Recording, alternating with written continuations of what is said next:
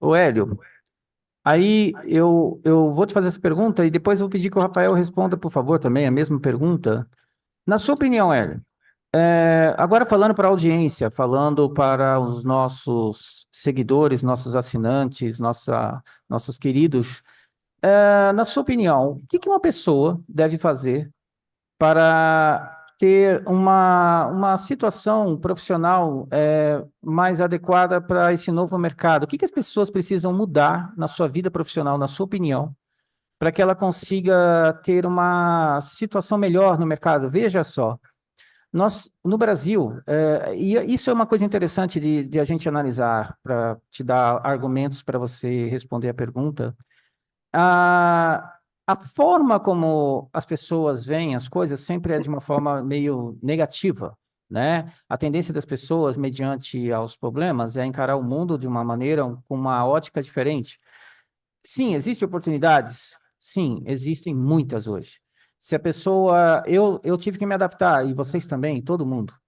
Mas o que que a pessoa tem que mudar profissionalmente? Na nossa visão, ela tem que olhar o mundo na velocidade que o mundo está ocorrendo, ou que ele está mudando, se atualizando constantemente. Eu acho que esse é um caminho. Só que ela tem uma outra questão, que é a luta cognitiva. E então, eu vou começar dando o seguinte conselho para a audiência. A sua neuroplasticidade, nós fizemos um vídeo aqui chamado O Cérebro. Nós falamos sobre o cérebro. Foram duas lives. E nós temos uma live sobre neuroplasticidade.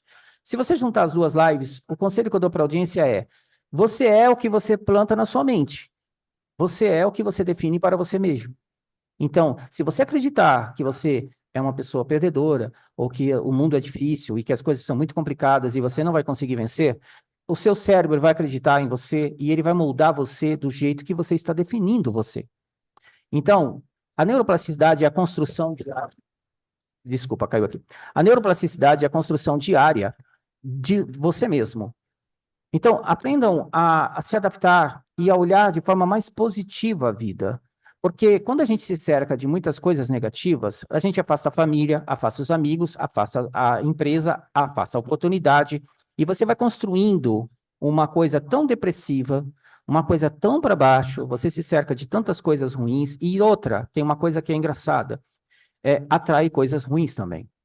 Então, eu pergunto para você, baseado nessa informação, o que que uma pessoa deve construir profissionalmente para mudar e começar a olhar para as coisas para ter oportunidade? Porque com a cognição está sendo atacada de todos os lados. As timelines, os streams, a mídia aberta, a gente tem uma programação pobre, de uma cultura que não existe mais. Eles estão destruindo basicamente tudo aquilo que foi construído em outros períodos para se reconstruir. Tanto é verdade que a inteligência artificial já existe um problema, que é o seguinte: ela está reescrevendo em cima de dados que não são reais. E ela, ao reescrever, ela cria um factoide. A inteligência artificial, só para vocês terem uma ideia, nós fizemos uma live chamada a Internet Morta. Acho que é esse o nome, não me recordo exatamente o nome. Mas a teoria da internet morta. O que que é a teoria da internet morta? Vocês sabiam que hoje 66% do que a gente lê na internet é feito pela inteligência artificial e não mais por humanos?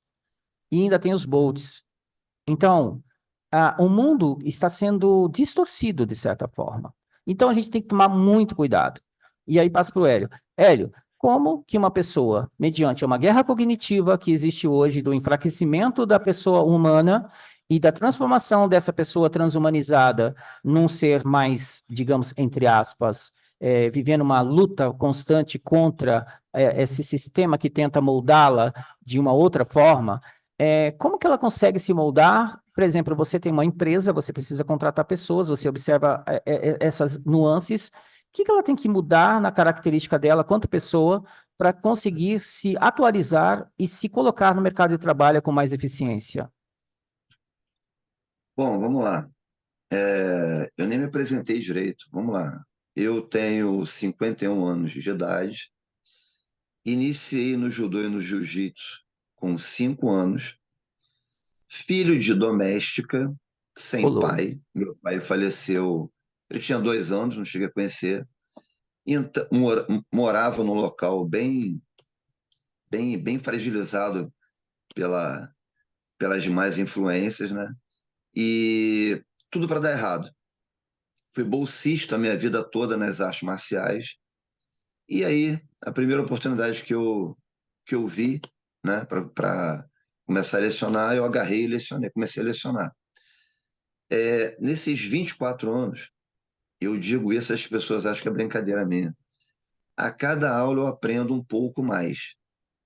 E eu vou te falar que eu aprendo muito com as crianças. Meus profissionais, os professores que trabalham na minha equipe, que tem um total hoje de 6 professores, os 6 foram alunos meus, novinhos, e hoje são adultos. Só assim deu certo. Todos os faixas pretas que vinham formados já para a equipe deram errado. A empresa hoje, a equipe Hélio Fernando, nós temos um montante de 250 crianças inscritas no judô e no jiu-jitsu. As parcerias que eu faço com as empresas, que empresas? Academias, prédios, eu dou aula em prédio, condomínio. Eu comecei a perceber que as pessoas estão órfãos da educação antiga, estão órfãos de conselhos que hoje não se dá mais com receio de frustrar a criança. Aquele pai rígido que antigamente berrava, gritava e socava as coisas, hoje em dia as crianças precisam de um abraço forte, né? Mas um abraço amigo. Eu vi algumas questões, agora voltando, né? Pós-pandemia, as famílias começaram a ficar frágeis realmente, e eu vi que a fragilidade se estendia entre avô, pai, filho. E eu acho que vocês estão falando sobre tecnologia, mas eu acho que o que atrai o meu público é realmente essa visão lá atrás, pegar na mão, olha, repete que você consegue. Não é você falar, cara, você não conseguiu, não. Repete que você consegue. Vamos lá, vamos sim. Fortalecer a criança, dar o primeiro passo para ela seguir. E o mercado hoje está frágil, tanto que nas aulas, quando eu inicio uma aula, eu tenho bancos lotados de pai, mãe, babá, aprendendo como lidar com aqueles pequenos que não são frágeis. As crianças hoje acham que são frágeis. Os pais cuidam como se eles fossem tadinhos, e não é. Então, a magia, hoje, se eu fosse informar para um amigo iniciando, eu vou dar aula de judô. O que eu mais vejo são professores novos, com poucos alunos, rígidos, querendo passar técnica. Ninguém quer mais isso. As pessoas são órfãos de educação. Exemplo, você vai a um shopping, uma família acaba de lanchar, essa família levanta, deixa a mesa suja, com os copos, com tudo ali. Por quê? Porque tem um funcionário do shopping que vai limpar. Hoje o pai, ele fuma, usa tatuagem, grita, xinga, arrota. Ele é a imagem dessa criança. Então as pessoas acho que esqueceram isso. O mínimo possível em casa, às vezes, é o máximo. O tirar o sapato antes de entrar, o bom dia, boa tarde, boa noite, sua postura. Se você lê, seu filho lê. Se você pede licença, seu filho pede licença. Então a empresa viu que as pessoas hoje elas estão órfãs nesse quesito, família de verdade. A família não é o pai que é casado bonitinho com a mãe. Eu tenho grandes problemas com pais separados que não acompanham as crianças. É o trabalho, o workaholic, tem que gerar dinheiro e tal, e as crianças ficam largadas.